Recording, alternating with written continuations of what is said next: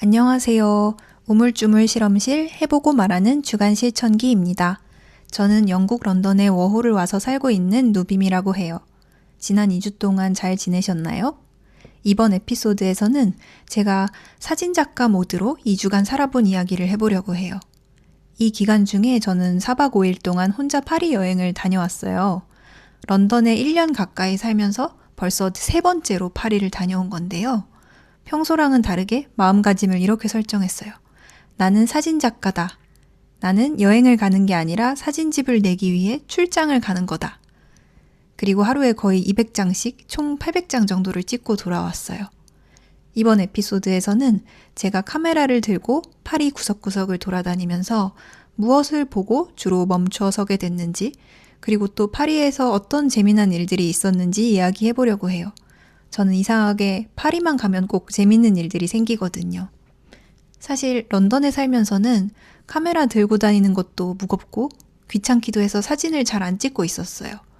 그러다가 몇 달 전에 친구랑 점심을 먹으러 갔다가 신들린 듯이 사진을 마구 찍은 날이 있었어요. 친구랑 만나기로 한 어느 그리스 식당에 제가 먼저 도착을 했는데 분위기가 되게 묘했어요.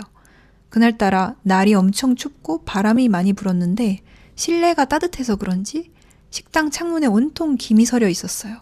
문은 열려 있었는데 들어가 보니까 테이블 세팅도 다 돼 있고 한데 불은 꺼져 있더라고요. 그리고 주방을 들여다볼 수 있는 작은 틈이 있었는데 거기서 노란 불빛이 새어나오고 뭔가 음식을 준비하고 있는지 김이 모락모락 나오고 있었어요. 그 안에서 요리하는 직원이 노래를 틀어두고 콧노래를 흥얼거리고 있더라고요. 근데 제 인기척을 못 느꼈는지 아무도 나오지는 않더라고요. 그때 식당 분위기가 너무 예뻐서 저는 이때다. 직원도 어차피 모르니까 사진 찍어야지 하고 사진을 마구 찍었어요. 잘 차려둔 식탁이 있고 깜깜한 와중에도 반짝반짝 와인잔이랑 물잔이 빛나고 있었어요.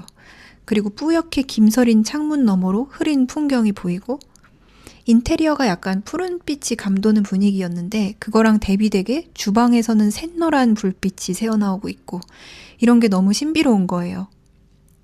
뒤늦게 직원이 저를 눈치채고 인사를 했는데 알고 보니까 오픈까지 시간이 너무 많이 남아서 결국 그 식당에서 그날 밥을 먹지는 않았어요.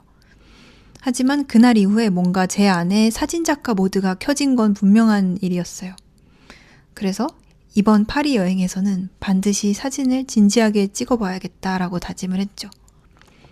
파리 여행을 앞둔 제 상태를 돌아보면 이런 생각을 계속 품고 있었어요.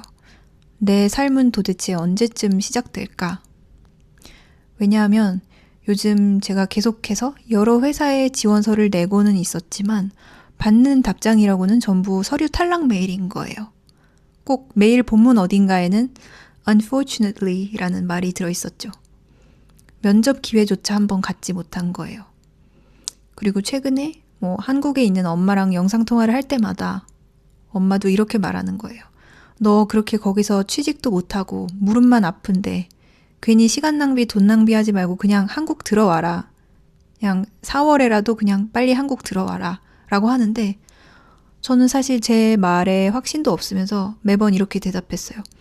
아니야, 조만간 취직할 거야. 그리고 그냥 이렇게 지내는 것도 시간 낭비, 돈 낭비 아니야. 다 의미가 있다고. 그래서 무슨 의미가 있는데? 라고 물어보면은 모르겠지만 어쨌든 있어. 이러고 전화를 끊곤 했어요. 그러면서도 속으로는 흔들렸죠. 제 선택에 의문이 들기 시작한 거예요. 나름대로 새로운 시도를 해보겠다고 온 영국인데 물론 즐겁기는 하지만 이제 1년이 다 돼가는데 직업도 마땅히 없고 앞은 안 보이고 열심히 올리는 팟캐스트는 저 스스로는 즐겁지만 조회수가 20회도 안 나오고 하나당 그리고 파운드 환율은 어느새 2,000원을 넘어가고 있고 한국에서 과거에 제가 열심히 일하면서 모은 돈은 이제 눈에 띄게 줄어들어서 남은 비자 기간 1년을 버티기는커녕 앞으로 6개월을 버틸 만큼도 남지 않은 거예요. 무언가를 추구하면서 몰입하면서 살고는 싶은데 그게 뭔지 모르니까 그냥 생활만 하는 느낌이었어요. 그러니까 삶이 아니라 생활만. 매일매일 요리해 먹고 알바 가고 가끔 친구도 만나고 하는 그런 생활은 지속하고 있지만 자아 실현을 하면서 내가 정말 살고 싶은 삶을 살고 있다라는 기분은 들지 않았어요. 하루는 식당에서 알바를 하면서 오픈 준비를 하고 있는데 저 자신이 아직 오픈하지 않은 가게 같다는 생각이 드는 거예요. 근데 이제 때마침 예전에 예약해둔 파리 여행 날짜가 점점 다가왔어요. 문득 파리에 가면 오픈하기 전에 식당이나 카페를 한번 찍어보면 어떨까 싶더라고요. 런던에서 본 그 김서린 그리스 음식점 같은 곳들을요. 파리에 가면 아침에 일찍 일어나서 아직 열지 않은 빵집이랑 카페랑 식당을 찾아다니면서 창문 너머로 쌓여있는 의자도 찍고 아직 손님을 맞이하기 전에 테이블도 좀 찍어야겠다라고 생각했어요. 이번 파리 여행의 필수 조건은 혼자 지낼 수 있는 방이에요. 지난 파리 여행 때 제가 다니엘라 할머니라는 분의 에어비앤비에서 지냈는데 그때도 물론 좋았지만 이번에는 혼자 여행을 곱씹고 생각을 좀 정리하려면 아무에게도 방해받지 않는 공간이 필요했어요. 그래서 호텔을 예약을 했죠. 준비물은 카메라, 그리고 파리를 더 잘 이해하기 위한 책. 그 책을 여행 내내 들고 다니면서 읽었고요. 생각을 메모할 노트도 챙겼어요. 근데 결국은 아이폰 메모장을 더 많이 쓰기는 했지만요. 여행 전에 준비도 별로 안 했어요, 이번에는. 발레 공연 딱 하나만 예약해두고 음식점은 하나도 예약을 안 하고 갔어요. 구글맵에서 가고 싶은 장소들만 무수하게 별을 찍어뒀죠. 왜냐하면 지금 머무는 장소가 너무 멋있어서 예를 들어 사진을 더 찍고 싶은 상황이 생겼는데 예약해둔 음식점에 가야 돼서 서둘러서 떠나야 되면 너무 아쉽잖아요. 대신에 가고 싶은 동네들만 몇 개 정해뒀어요. 지난 여행 때 못 가본 라탱지구나 몽마르트 언덕, 그리고 저번에도 가보고 너무 좋았던 11구, 그리고 역시나 빼놓을 수 없는 마레지구, 이렇게 정하고 여행을 떠났어요. 지금부터는 본격적으로 파리 여행기를 시작해 볼게요. 사진 찍고 다닌 이야기도 있지만 그냥 제 파리 여행 에피소드가 많이 섞여 있어요. 어떻게 된 게 저는 파리만 가면은 런던 살면서 생성한 에피소드보다 훨씬 많은 게 하루 안에 생기더라고요. 출발하는 날부터 순탄치 않았어요. 유로스타를 타고 갔기 때문에 세인트 판크라스 역에 가야 되는데 저희 집에서 거기까지 가는 기차가 그날따라 모조리 캔슬이 된 거예요. 택시도 안 잡히고 그래서 어쩔 수 없이 느리게 가는 버스를 타고 갈 수밖에 없었는데 결국은 유로스타를 놓쳤어요. 그래서 추가금을 내고 다음 열차를 타고 밤이 되어서야 파리에 도착을 했죠. 피곤했지만 다음날 오픈 전 가게들을 찍으려면 일찍 일어나야 됐어요. 근데 구글맵에서 오픈 시간을 찾아보니까 빵집들은 대부분 아침 7시, 7시 반 이럴 때 연다고 하는 거예요. 근데 제가 아침잠이 되게 많거든요. 평소에 지금 요즘에는 막 10시에 일어나는데 여행이니까, 그리고 사진 찍으러 왔으니까 그래도 최대한 일찍 일어나 봐야겠다 다짐을 했죠. 근데 또 변수가 있는 게 호텔 조식이 아침 7시 반에 시작을 한다는 거예요. 빵집을 찍으려면 7시까지 빵집 앞에 가야 되는데 만약에 제가 진정한 사진작가라면 호텔 조식 같은 건 포기하고 7시 전부터 빵집 앞에 가서 사진을 찍겠지만 저는 조식을 포기할 수가 없더라고요. 조식 돈도 다 냈고 맛있을 것 같아서 결국 저는 8시가 넘어서 겨우겨우 일어나서 조식을 먹었어요. 작은 호텔이라 별게 없긴 했지만 거기서 먹은 크루아상이 너무 맛있어서 머문 동안 3번이나 먹었어요. 그리고 옆에서 대화하는 프랑스 아주머니 3명이 있었는데 그들의 대화를 또 엿들었어요. 제가 팟캐스트 26화에서 대화 엿듣기 실험을 하면서 재미 들린 취미거든요. 다른 사람들이 무슨 얘기하고 사는지 엿들어 보는 거. 이번에는 영어가 아니라 프랑스어라는 점이 달랐죠. 듀오링고로 프랑스어를 300일 넘게 하고 있기는 하지만 제가 그 상황에서 알아들을 수 있는 말은 추임새밖에 없었어요. 의미 있는 말이라기보다는 막 이런 것들. mais oui, Oui, comme ça, d'accord, bien, bah oui, super, oh là là. 이런 진짜 추임새만 엄청나게 받아 적었어요. 그러니까 옆에서 또 제가 크루아상을 뜯어 먹으면서 들리는 대로 한글로 그걸 받아 적었죠. 근데 언어를 받아 적는다기보다는 마치 잘못 들어간 음악 청음 수업에서 음악 기호도 쓸 줄 모르니까 그냥 도레미파솔 하면서 한국어로 개 이름을 받아 적는 그런 느낌이었어요. 그러고 이제 배를 채우고 빵집 오픈 시간은 이미 놓쳤으니까 카페나 식당 오픈을 노리기로 하고 마레지구로 갔어요. 마레는 제가 파리 여행을 갈 때마다 들르는데요. 어느 예쁜 카페에서 직원들이 막 바닥을 쓸고 닦고 테이블을 세팅하고 있더라고요. 계획대로라면 딱 제가 찍고 싶은 그런 장면이었거든요. 그렇게 한창 준비 중인 사람들의 모습도 좀 담고. 근데 그건 왠지 용기가 나지 않더라고요. 사람을 찍는다는 게 쉽지가 않았어요.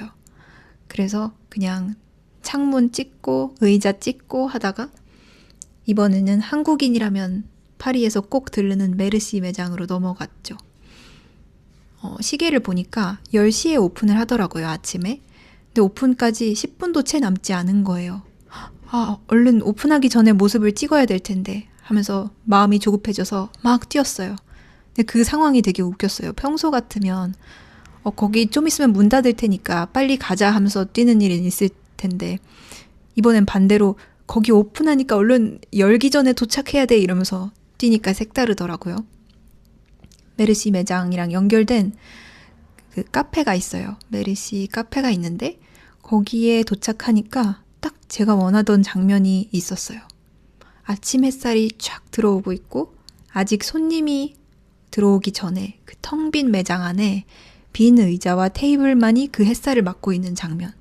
근데 또 그림자가 예쁘게 빗살 무늬로 생겨 있고 그 후에 메르시가 열자마자 저는 또 잠시 사진작가의 본분을 잊고 한 45분 동안 쇼핑에 전념했어요. 그리고 나오고 나서도 열지 않은 식당들을 열심히 찍고 다녔는데 되게 재밌었어요. 그리고 이렇게 오픈하기 전에 가게들을 찍는 거의 장점은 일단 오픈하고 나면 제 목적은 다 달성한 거니까 사진 안 찍어도 되고 그냥 놀아도 된다는 점이죠. 그래서 오전에 주로 많은 사진을 찍고 그날 오후에는 그냥 편하게 관광을 하면서 다녔어요. 배가 고파져서 이제 점심을 먹으러 11구에 있는 피에르상이라는 식당에 갔어요. 11구에는 굉장히 맛있는 맛집들이 많은데요. 이번에 간 곳은 한국인 셰프가 운영하는 곳이었어요. 근데 특이하게도 들어갔는데 메뉴판도 없고 그냥 정해진 4코스로 음식이 나오는 거예요. 근데 공간이 작아서 요리사들이 요리도 하고 서빙도 하고 있더라고요. 그래서 스타터가 나왔는데 이게 뭐냐고 물으니까 먹고 나면 알려줄 테니 한번 맞춰봐라 라고 하더라고요. 뭔가 제 취향이었어요. 음식 먹고 재료 맞추는 거를 워낙 좋아하는데. 그래서 먹고 나니까 그 요리사가 저한테 와서 또 짙은 불어 억양의 영어로 What is it? 하고 물어보더라고요. 그래서 말했더니 맞다고 하면서 또 자세하게 재료랑 소스를 막 알려줘요. 그리고 저쪽 바 테이블에는 전부 프랑스인 손님들이 앉아 있었어요. 그래서 요리사가 손님들한테 또 막 물어보더라고요. 질문을 던져요. 자, 여러분 여기 렌틸콩과 함께 있는 이 야채는 뭘까요? 하고 물으니까 손님들이 자신 있게 막 합창하듯이 김치라고 하는 거예요. 처음엔 저게 뭐지 했는데 들어보니까 김치인 거예요. 그래서 요리사가 맞아요, 김치 하면서 손님들이랑 얘기하는데 중간중간 불어라서 다 알아듣진 못했지만 한국을 뜻하는 꼬레라는 단어도 들리고 그러니까 저는 그 자리에 유일한 한국인 손님으로서 괜히 뿌듯했죠. 그리고 뒤이어서 나온 요리들의 소스가 고추장이랑 쌈장이 있었는데 또 저 옆에 바 테이블 보니까 요리사가 프랑스 손님들한테 소스 이름을 알려주고 있더라고요. 그러면 손님들은 또 프랑스식으로 고추장, 쌈장 하면서 막 따라하고 있었어요. 왠지 귀엽더라고요. 그렇게 밥을 맛있게 먹고 나왔는데 날씨가 너무 좋아서 생마르탱 운하가 옆에 있기 때문에 거길 따라서 걸었어요. 영화 아멜리에도 나온 곳인데요. 거기 앉아있는 사람들도 구경하고 오리들도 많아서 오리를 구경하면서 걷고 있는데 갑자기 앞에서 어떤 남자가 이렇게 걸어오더니 저한테 말을 거는 거예요. 이 사람은 옷차림이 되게 특이했어요. 통이 엄청나게 넓은 약간 태권도복 같은 그런 흰 바지를 입고 특이한 스카프를 두르고 머리끝부터 발끝까지 다 블랙 앤 화이트로만 차려입은 사람이었어요. 근데 너의 스카프가 멋지다로 추정되는 어떤 불어로 저한테 말을 거는 거예요. 저도 스카프를 하고 있었거든요. 근데 런던에 제가 거의 1년을 살면서 누가 말을 이렇게 길에서 먼저 거는 일이 거의 없었는데 희한하게 파리만 가면 첫날부터 누군가가 말을 걸더라고요. 근데 그 순간 지난번 파리 여행에서 길 가다 저한테 말을 걸었던 사무엘이라는 사람과의 일화가 뇌리를 스쳐 지나갔어요. 이 자세한 내용은 제 팟캐스트 16화 파리에서 찍은 로맨스 혹은 로맨스 스캠 편에 나오니 혹시 모르시는 분들은 한번 들어보세요. 이번에도 그 사람이 딱 다가와서 말을 걸자마자 또 그런 이상한 사람이지 않을까 싶어서 경계를 했어요. 근데 얘기를 들어보니까 이 아엘이라는 사람인데 이 사람은 전통적인 방식의 책 제본을 업으로 하는 북바인더더라고요. 그래서 제가 나는 사진집을 낼 계획이라서 파리에 사진을 찍으러 왔다라고 했더니 막 아트 상점들도 추천을 해줬어요. 여기 가면 좋은 종이를 구할 수 있다. 너가 그림도 혹시 그린다면 여기 그림 도구들도 판다. 이렇게 알려주고. 그래서 약간은 경계를 풀고 이런저런 얘기를 했죠. 얘기를 들어보니 이 사람은 노르망디 출신이고 제가 노르망디 애플 사이다를 마셔봤다라고 했더니 그건 나중에 까망베르 치즈랑 한번 먹어봐라. 그럼 되게 잘 어울린다. 그리고 노르망디는 유제품이 다 훌륭하니까 나중에 노르망디 버터를 꼭 사 먹어봐라 라고 하면서 막 알려주더라고요. 근데 거기까진 좋았는데 그러다가 시간이 되면 오늘이나 내일 드링크 하는 거 어떠냐라고 묻는 거예요. 근데 만약에 이 사람이 저한테 사심이 전혀 없어 보였거나 남자를 좋아하는 사람처럼 보였다면 저도 부담 없이 북바인더니까 뭔가 궁금하기도 해서 차 한잔 하면서 얘기를 할 수도 있었겠지만 뭔가 약간의 사심이 보였어요. 왜냐면 너의 미소가 샤그망하다라고 말했는데 자세히는 모르지만 차밍하다는 뜻으로 들려서 부담스러운 거예요. 그래서 이미 정해둔 일정이 있어서 안 된다고 했죠. 그렇게 거절하고 딱 가니까 홀가분했어요. 저는 이번에 사진 찍는 거에 집중하러 온 거니까요. 저번 여행과는 다르다. 저번 여행처럼 모르는 사람에게 내 시간을 로맨스 스캐머일지도 모르는 수상한 사람에게 내 시간을 쓸 수는 없다라고 생각을 했죠. 그리고 그날은 오페라 가르니에에 예약해둔 발레를 보고 들어와서 푹 자고 이제 다음 날이 밝았어요. 둘째 날에는 아침부터 시테섬에 갔어요. 여기는 노트르담 대성당이 있는 곳이라서 월요일 아침부터 관광객이 엄청 많이 줄을 서 있더라고요. 저는 이 노트르담 자체보다는 그 앞에 줄 서 있는 사람들의 그림자의 눈길이 갔어요. 그림자가 왠지 귀여워서 그걸 막 찍고 비둘기를 찍고 그러다가 이번에는 어느 카페의 테라스석 옆을 지나는데 테이블 위에 너무나 둥글고 귀여운 수정구슬 같은 모양의 설탕통이 있는 거예요. 햇빛을 온몸으로 받으면서. 그래서 사진을 막 찰칵찰칵 찍고 있었더니 지나가던 프랑스 아주머니가 또 다짜고짜 불어로 저한테 뭐라 말을 걸고 웃으시는 거예요. 그래서 절 따라서 막 설탕통이 아니라 설탕통을 찍기 시작하셨어요. 그래서 막 très joli라는 말만 알아들었는데 진짜 예쁘다라는 뜻이니까 아마 너무 예쁘다 나도 찍어야지 이런 말이었을 것 같아요. 그러더니 막 옆에 있던 남편한테도 이거 봐봐 하면서 설탕통을 보여주곤 그러셨죠. 괜히 뿌듯했어요. 시테섬에서 아주 약간만 더 걸어가면 바로 옆에 생루이 섬이 있어요. 거기는 시테보다는 관광객이 적어서 한적한 편인데요. 센강을 따라서 생루이 섬을 향해서 걷고 있는데 어떤 사람이 굉장히 좁고 가파른 계단으로 내려가더라고요. 강을 향해서. 근데 그 사람이 다리가 되게 길어서 그런지 그림자가 멋있는 거예요. 그래서 뒤에서 이렇게 몰래 따라가면서 계단이랑 그 사람의 그림자를 이렇게 찍고 있는데 다 내려오고 나서 눈앞에 펼쳐진 광경이 비현실적이었어요.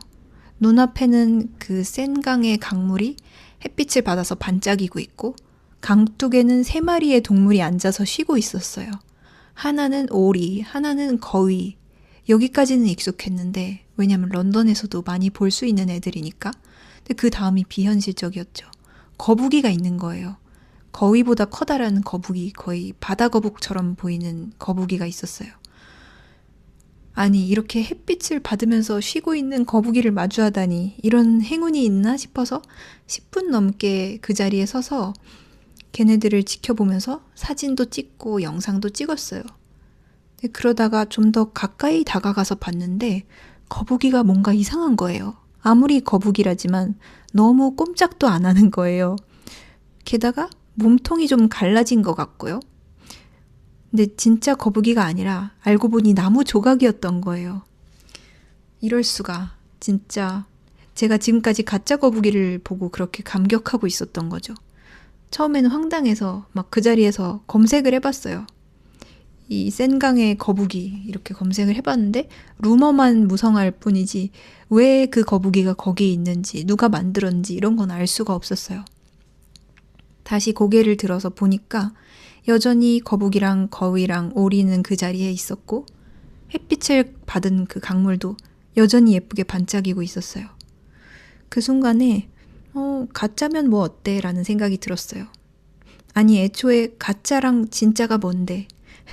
제가 저걸 진짜라고 생각하면서 즐거워했던 그 10분 동안의 경험은 어쨌거나 진짜였고 거북이가 가짜라는 걸 알고 난 지금 다시 봐도 예뻤으니까요.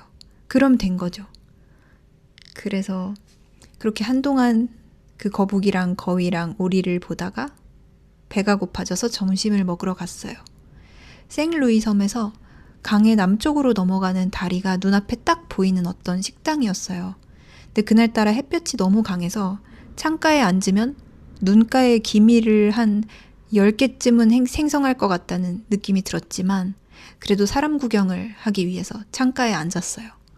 구글 리뷰를 찾아보니까 간혹 관광객한테는 좀 불친절하다는 말이 있더라고요. 그래서 이런 곳에서는 무조건 불어로 주문을 해야겠구나 싶어서 급하게 챗 선생한테 주문용 불어 문장을 물어보고 중얼중얼 외운 다음에 주문을 했어요. 메뉴에 아티초크가 있더라고요. 제가 런던에서 평소에 아티초크 절임 같은 거를 많이 사 먹는데 맛있어서 이번에도 그런 걸 기대를 하고 주문을 했죠. 근데 아티초크가 딱 나왔는데 비주얼이 당황스럽더라고요. 당연히 잘라서 나올 줄 알았는데 누군가의 머리통이라고 해도 될 만한 크기의 아티초크가 버젓이 접시에 그대로 담겨서 나온 거예요. 제가 당황한 기색을 감추지 못하고 바라만 보고 있으니까 옆자리에 앉아있던 프랑스 어떤 아저씨가 또 막 불어가 섞인 영어로 말을 하면서 that artichaut 하면서 먹는 법을 알려주시더라고요. 친절하게. 잎을 하나씩 손으로 떼서 마늘 오일에 찍어 먹으면 된다. 겉에 있는 잎은 질기지만 이파리 안쪽은 부드러우니까 앞니로 긁어 먹으면 되고 하면서 막 시범을 보이셨어요. 허공에서. 그리고 잎을 다 먹고 나면 심지가 나오는데 그건 잘라서 먹으면 된다. 라고 알려주시더라고요. 그래서 먹으면서 그 아저씨를 슬쩍 보니까 노트에 계속해서 펜으로 뭔가 글을 쓰고 계셨어요. 아티초크가 하도 커서 오랫동안 먹고 있으니까 어느새 그 옆자리 아저씨는 가시고 어떤 커플이 앉았어요. 이 두 남녀는 미국식 영어 발음으로 대화를 하더라고요. 그래서 엿들어 보니까 또 엿듣기 놀이를 한 거죠. 이 여자는 런던에 살고 있는 미국인인데 극작가로 일을 하고 있더라고요. 그리고 앞에 앉은 남자한테 글 쓰는 것의 어려움을 토로하고 있었어요. 근데 그러고 보니 제 인생에 요즘에 유독 글을 쓰는 사람이나 글 쓰는 걸 좋아하는 사람이나 책을 좋아하는 사람들이 많이 보이는 거예요. 흐르는 대로 인생을 살다가도 보면 어떤 시기에는 유독 하나의 테마가 도드라질 때가 있잖아요. 돌아봐야만 알 수 있는 거기도 하지만 예를 들어 유독 덕질을 열심히 한 시기도 있고, 유난히 먹는 거에 빠져서 맛집을 찾아다니던 시기도 있고, 어떤 특정 운동을 열심히 배우면서 좋아하던 시기도 있고, 근데 어쩌면 지금 제가 지나고 있는 이 시기는 제가 그동안 미뤄온 글쓰기를 시도해 볼 수 있는 시기일지도 모르겠다는 생각이 잠깐 들었어요. 그리고 또 열심히 먹고 있는데 곧이어 아주머니 3명이 들어오셨어요.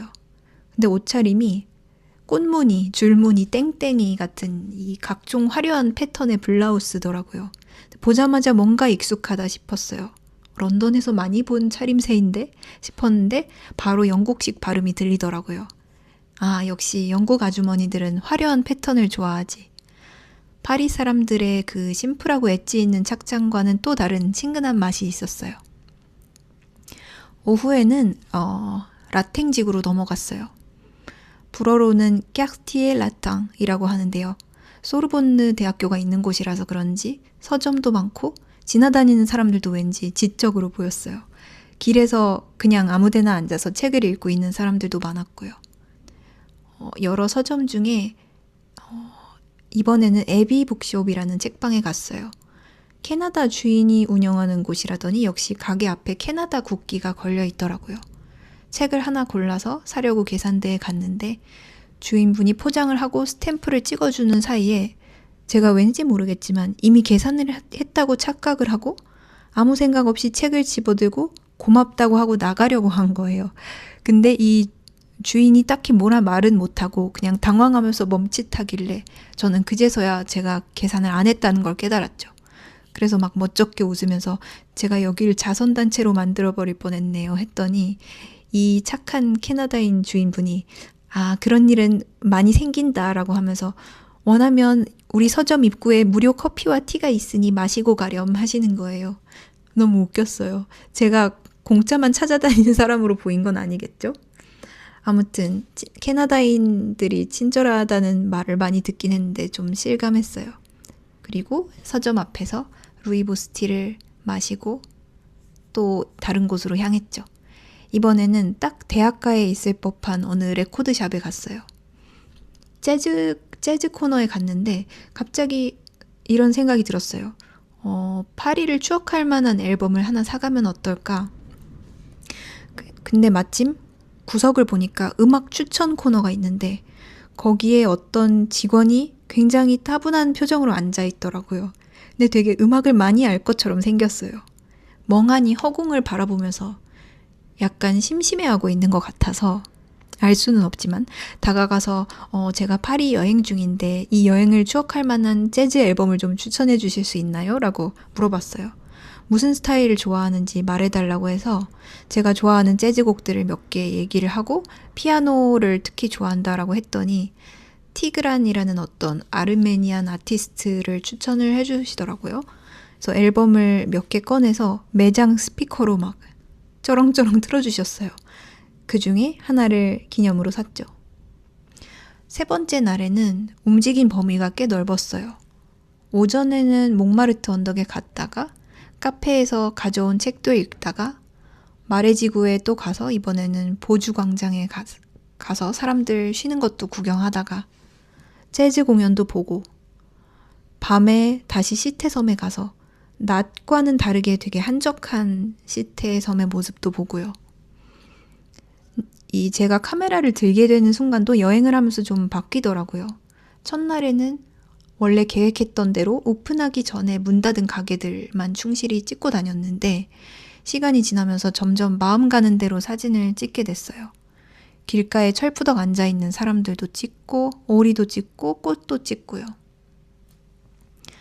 파리를 떠나는 날에는 어느 빈티지 안경점에 선글라스를 사러 갔다가 놀라운 일이 있었어요. 혹시 기묘한 이야기라는 드라마를 보셨나요?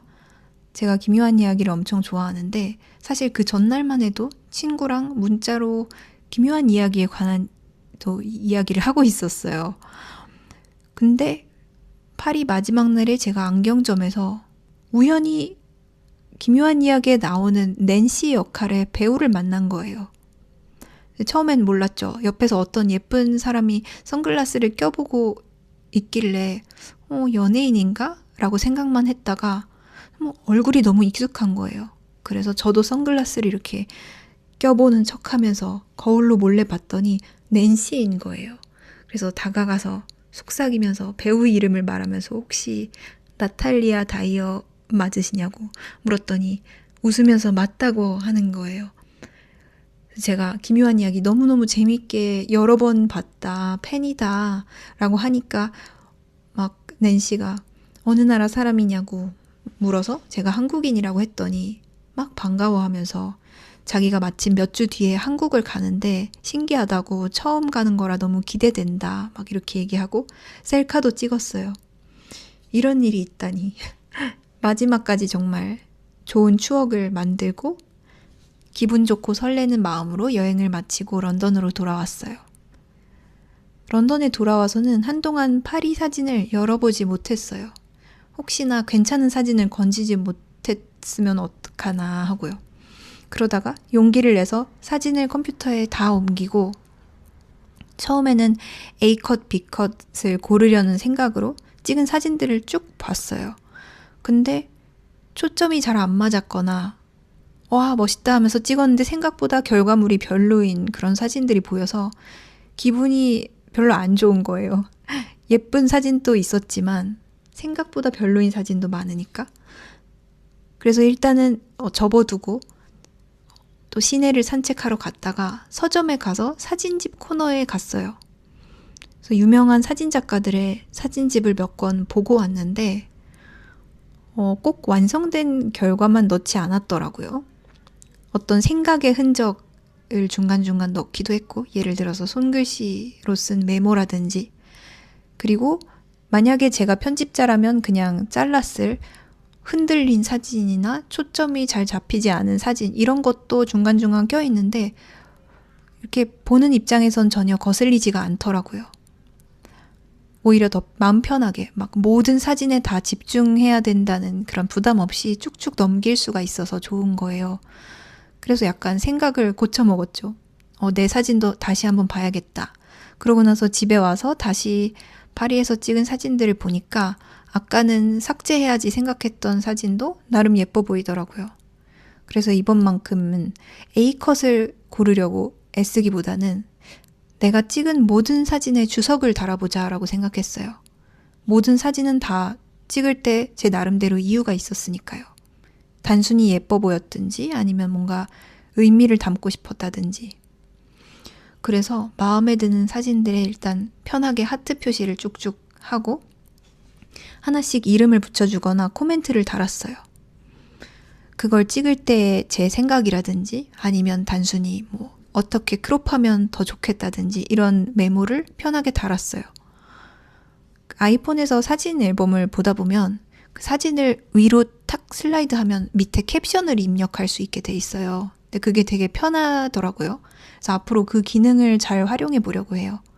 사진 찍을 때 뭔가 어떤 감상을 잊지 않기 위해 딱 기록해 두면 나중에 그 순간에 왜 멈춰서서 이걸 찍었는지 기억할 수 있겠다 싶었어요. 이번 여행을 하면서 제가 느낀 거는 이거예요. 제 삶이 이미 진행 중이라는 거, 그리고 덜 중요한 순간 같은 건 없다는 거. 자격이 생기면 할게, 내 인생이 좀 더 괜찮아지면 그때부터 본격적으로 살아볼게 라고 생각하지 말자고 다짐을 했어요. 내가 연습처럼 흘려보내고 있는 지금이 결국 내 인생의 전부구나 라는 생각이 들었어요. 멋지게 테이블을 세팅해서 완벽한 준비가 되면 손님을 맞이할 생각으로 문을 꽉 닫아두기보다는 그냥 누가 뭐라든 간에 그냥 살아보자. 문을 열어두자. 누군가는 나름의 아름다움을 발견하고 앉아서 쉬다 갈지도 모르니까. 그리고 제 인생은 제가 해석하기 나름이라는 생각도 들었어요. 저는 제 인생의 장면에 제가 원하는 주석을 달 권리가 있고 이름을 붙일 권리가 있죠. 저는 이번 파리 여행에서 찍은 사진들을 모아서 사진집을 낼 예정이에요. 이걸 또 약속하지 않으면 영원히 미뤄질 수 있으니까 여기서 약속을 한번 해보려고요. 올해 여름이 가기 전에, 그러니까 9월이 오기 전이라고 해볼까요? 독립출판으로 사진집을 내야겠어요. 제가 정확히 10년 전에 저의 첫 번째 독립출판 사진집을 냈는데요. 사실 그때 이후로 두 번째 사진집을 금방 내야겠다라고 생각을 했는데 이렇게 10년이나 걸릴 줄은 몰랐어요. 그래도 이번에는 정말 내겠다는 그런 어떤 의지가 생겨서 나오면 팟캐스트에서도 꼭 소식을 전할게요.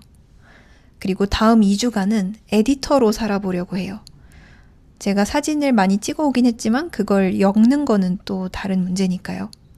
그래서 도서관이나 서점에서 다른 책들도 많이 살펴보고 편집 연습도 좀 해보려고요. 이번 에피소드는 사진작가 이야기라기보다는 파리 이야기를 잔뜩 하느라 꽤 길어졌네요. 우물쭈물 실험실 해보고 말하는 주간 실천기. 오늘은 여기까지입니다. 오늘도 들어주셔서 감사해요. 2주 뒤에 또 만나요. 안녕.